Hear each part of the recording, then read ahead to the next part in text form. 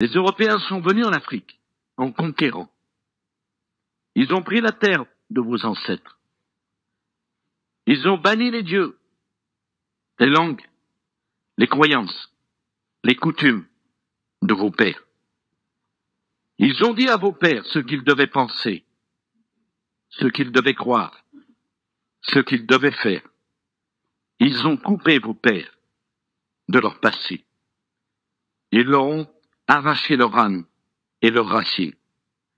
Ils ont désenchanté l'Afrique. La France ne peut pas à la fois accepter la situation institutionnelle créée au Tchad après la mort du président Idriss Déby, tout en condamnant le Mali d'Assimi Goïta, en reconnaissant la junte du colonel Damiba au Burkina Faso, en envisageant de faire la guerre au régime nigérien via la CEDEAO et en donnant son feu vert au coup d'État mené au Gabon par le général Brice Oligui Nguema.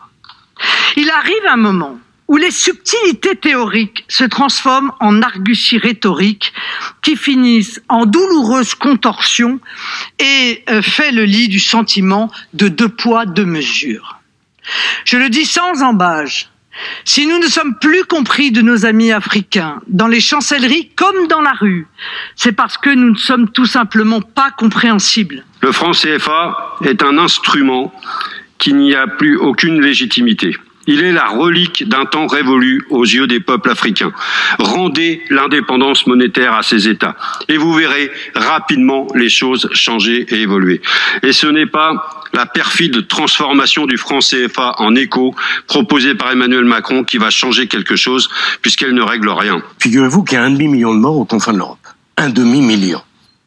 Dont beaucoup sont ukrainiens. Mais on continue parce que sur le front du boulevard Saint-Germain, on est très courageux pour envoyer des jeunes Ukrainiens mourir.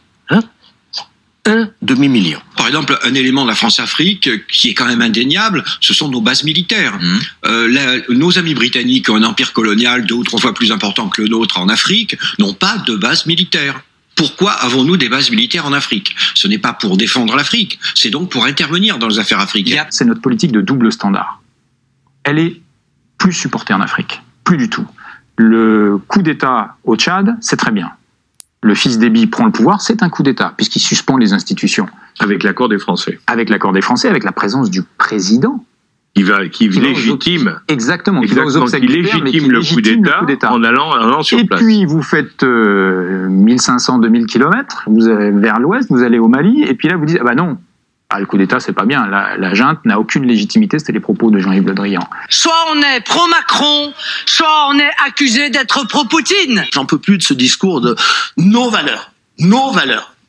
Nos valeurs que nous voulons imposer au monde entier. Nos valeurs. Mais bon, on fait pas la guerre simplement pour ces valeurs. Sauf quand on vient chez vous, essayer de vous imposer les valeurs des autres. Mais quel est donc ce droit divin qui a fait de la France le soldat de toutes les justes causes dans le monde, alors que le seul empire mondial existant, les États-Unis, s'y refusent? Non mais, où est-on là? C'est sérieux. Quand on est président de la République, il faut avoir de la maturité, il faut avoir de la sagesse, il faut avoir de la prudence. Parce que quand vous provoquez celui qui va devenir votre adversaire, puis demain votre ennemi, il faut pas s'étonner ensuite si on se prend des palos sur la gueule. La France aujourd'hui, avec Macron, n'est plus respectée sur la scène internationale. Macron a tendance à vouloir donner des leçons à la terre entière, à tout le monde, et il a tout le monde contre lui. La France de Macron n'est plus respectée. Et je dois dire que je suis quand même absolument stupéfait sur le plan politique de voir qu'une partie des élites françaises continue encore à soutenir un pouvoir qui est discrédité sur la scène internationale. Nous ne sommes pas le Zorro des relations internationales. Nous n'allons pas débarquer en disant nous voulons vérifier que vos institutions sont démocratiques, parce que nous ne le faisons pas en Arabie Saoudite. Donc je vois pas pourquoi on le ferait ailleurs. Moi je pense qu'on s'est battu pour la France. Je pense que parfois c'était un peu limite. Je pense qu'il aurait parfois fallu un débat national plus important. Qu'est-ce qui vaut que ces soldats engagent ma responsabilité en tant qu'individu, en tant que citoyen français, en allant tuer des gens? Il y a des modes opératoires qui sont dépassés en Afrique. Et vouloir intervenir avec nos armées au sol, 5000 hommes, etc., ce n'était pas la réponse adéquate. Nous sanctionnons la Russie quand elle agresse l'Ukraine, nous sanctionnons la Russie quand elle ne respecte pas les résolutions des Nations Unies, et voilà 70 ans que les résolutions des Nations Unies sont votées en vain et que l'Israël ne les respecte pas. La Libye, on n'a pas respecté la souveraineté d'un peuple, et ça, c'est une erreur. On oublie seulement une chose, c'est qu'une grande partie de l'argent qui est dans notre porte-monnaie vient précisément de l'exploitation depuis des siècles de l'Afrique. Pas uniquement, mais beaucoup viennent de l'exploitation de l'Afrique.